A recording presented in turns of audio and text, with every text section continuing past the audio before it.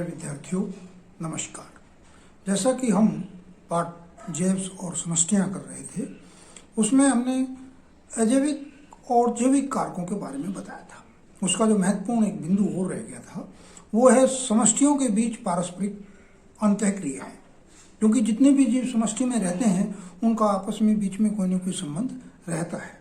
तो जो आपसी अंतःक्रियाएं हैं उनके बारे में, यानी समष्टि के बीच पारस्परिक क्रियाएं, इंटरेक्शंस बिटवीन दी पॉपुलेशंस, तो उनको डिस्कस करेंगे। और वो दो प्रकार की होती हैं भाई, एक पॉजिटिव यानी धनात्मक अंतःक्रियाएं और दूसरी नकारात्मक यानी निगेटिव अंतःक्रियाएं। तो धनात्मक अंतःक्रियाओं में दो जो मुख्य है, यानी जिसमें कुछ हानिकारक ना हो, नेगेटिविटी ना आए, उन्हें हम धनात्मक अंतःक्रियाओं के अंतर्गत रखते हैं। धनात्मक अंतःक्रियाओं को हम परिभाषित करेंगे सहजीवन या सहजीविता के अंदर। सहजीवन यानी जब दो या दो से अधिक जीव मिलकर के आपस में अपना जीवन निर्वाह करते हैं, उसे हम सहजीवन या सहजीविता कहते हैं। सहजीवन या सहजीविता का बहुत अच्छे उदाहरण कई देखने को मिलेंगे आपको लाइफ में, डेली लाइफ में भी।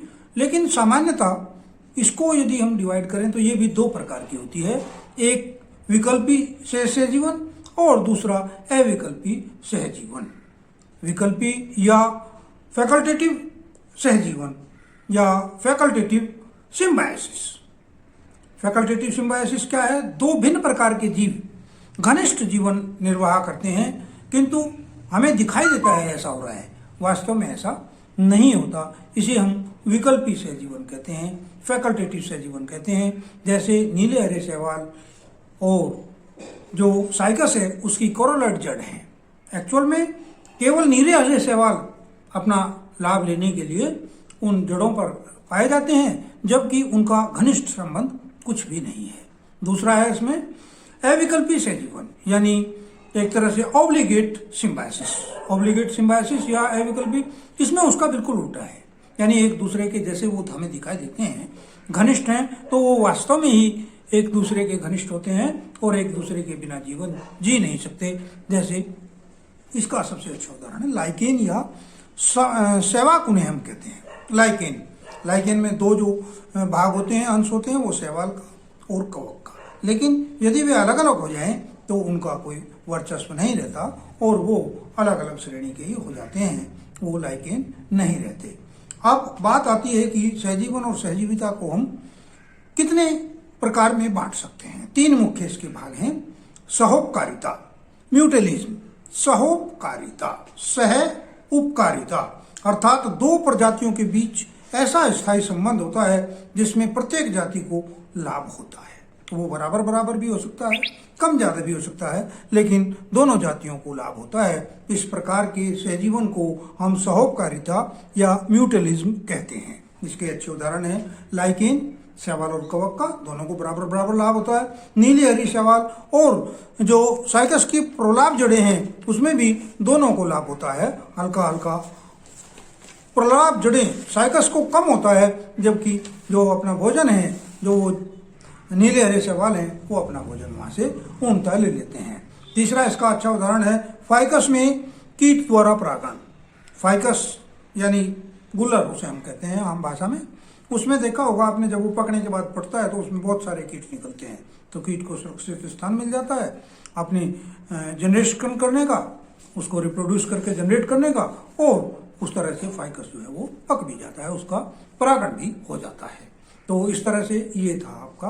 दूसरा है इसमें सहभोजिता, कॉमन जेली, सहभोजिता, अर्थात इसमें केवल एक संबंधी, जो दो सह संबंधी हैं उनमें से किसी एक को ज्यादा लाभ होता है, जबकि हानि किसी को भी नहीं होती। दूसरा ऐसा हो सकता है कि उसको 5%, 10%, 7% लाभ हो, लेकिन ऐसा नहीं है कि उसे हानि हो। ना भी हो लाभ तो भी वो बराबर रहता है। तो इस प्रकार की कंडीशन को, जिसमें केवल एक प्रत्याशी को लाभ अधिक हो और दूसरे को लाभ ना भी हो लेकिन हानि नहीं होती, इस स्थिति को हम सहभोजिता या कॉमनजेलिज्म कहते हैं। इसमें दो उदाहरण बहुत अच्छे दे सकते हैं हम।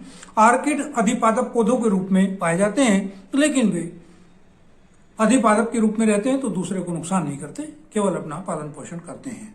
दूसरा, रे मछली की प्रतिपृष्ठ सतह पर बहुत सारी छोटी छोटी चिपकी हुई चूषक मछलियां होती हैं जो केवल वहां तैर नहीं पाती और उसके ऊपर अपना मूवमेंट करने के लिए, इधर से उधर जाने के लिए, अपने भोजन की तलाश के लिए उनके ऊपर आश्रित रहती हैं, लेकिन उसको रे मछली को उससे कोई हानि नहीं होती, उन्हें पूर्णतः लाभ होता है। तीसरा इसमें है भाई आदि सहभोजिता अर्थात प्रोटोकोपरेशन। प्रोटोकोपरेशन या आदि सहभोजिता दो या दो से अधिक प्रजातियों के बीच अनुकूल प्रतिक्रिया है, यानी अपने आप को जीने के लिए जो अनुकूलन किया जाता है वो दोनों के बीच में एक तरह से एडजस्टमेंट भी कह सकते हैं हम, जब दो जातियां एक जगह रह करके एडजस्टमेंट करके अपना जीवन निर्वाह करती हैं, लेकिन इसमें भी हानि किसी को नहीं होती। जैसे सूक्ष्म जीव जो दूसरे जीवों की बाह्य त्वचा पर रहते हैं और वहां से अपना भोजन ले लेते हैं, लेकिन उसको भी दूसरे को नुकसान नहीं पहुंचाते। और ये तो थे धनात्मक क्रियाएं जो 3 भागों में हमने बांटी, सहभोजिता और आदि सहभोजिता तथा सहजीवन अर्थात म्यूटलिज्म, कॉमनजेलिज्म और प्रोटोकोपरेशन। दूसरा है ऋणात्मक अंत्यक्रियाएं। ऋणात्मक अंत्यक्रियाएं वे क्रियाएं जिनमें किसी एक जीव को लाभ होता है और दूसरे को हानि होती है, चाहे वो किसी भी रूप में हो, उसको हानि उठानी पड़ती है। कौन सी क्रियाएं हैं भाई? इसमें सबसे पहली है स्पर्धा, कंपटीशन।